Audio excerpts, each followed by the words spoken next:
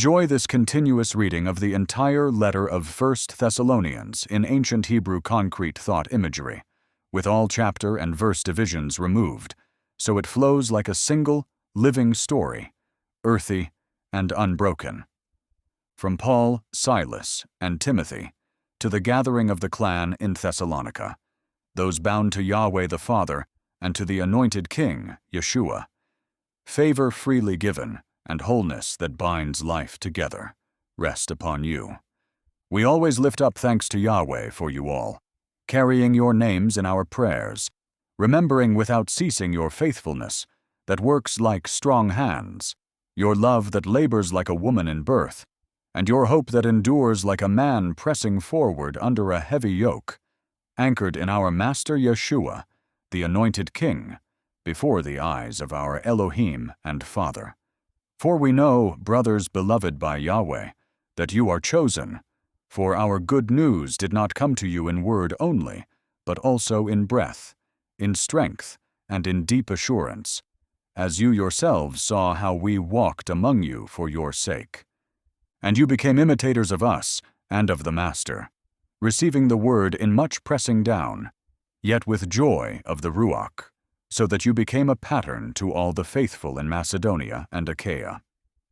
From you, the sound of Yahweh's word has gone out like a trumpet, echoing not only in Macedonia and Achaia, but in every place your faith toward Yahweh has gone forth, so that we need not speak anything. For they themselves tell how we entered among you, and how you turned to Yahweh from lifeless idols to serve the living and true Elohim, and to wait for his Son from the Shemayim, whom he raised from the dead ones, Yeshua, who pulls us out from the wrath that is coming. For you yourselves know, brothers, that our coming to you was not empty. Though we had already suffered and were treated shamefully in Philippi, we were bold in our Elohim to speak to you the good news in the midst of much struggle.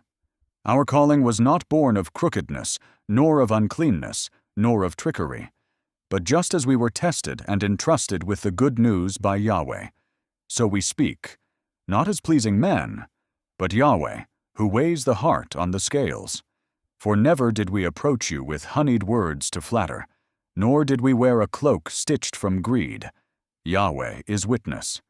Nor did we seek honor from men, whether from you or from others, though as sent ones of the anointed King, we could have pressed our weight upon you.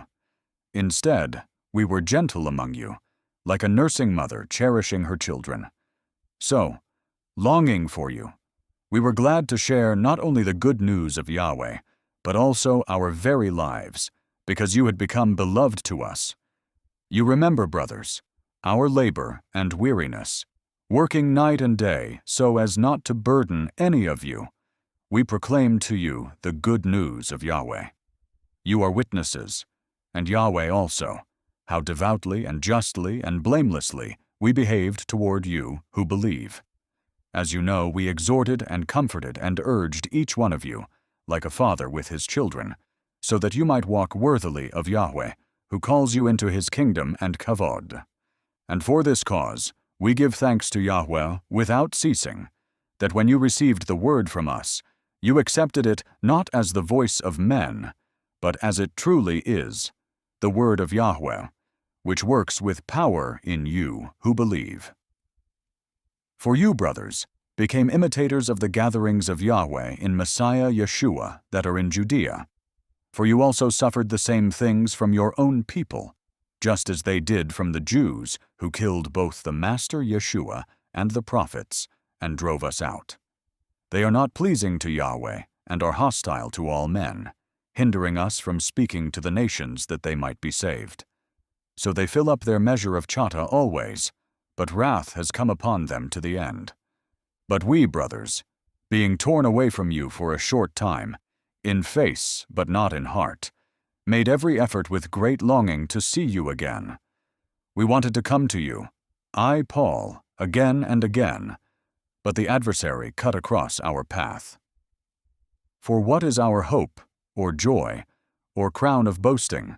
Is it not you before our Master Yeshua at his appearing?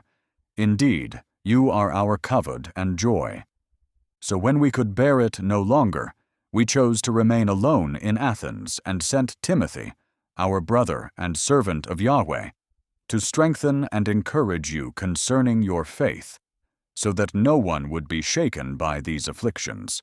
For you yourselves know that we are set for this. For indeed, when we were with you, we told you beforehand that we would suffer affliction, just as it came to pass. For this reason, when I could endure no longer, I sent to know about your faith, lest the tempter had tested you and our labor be in vain.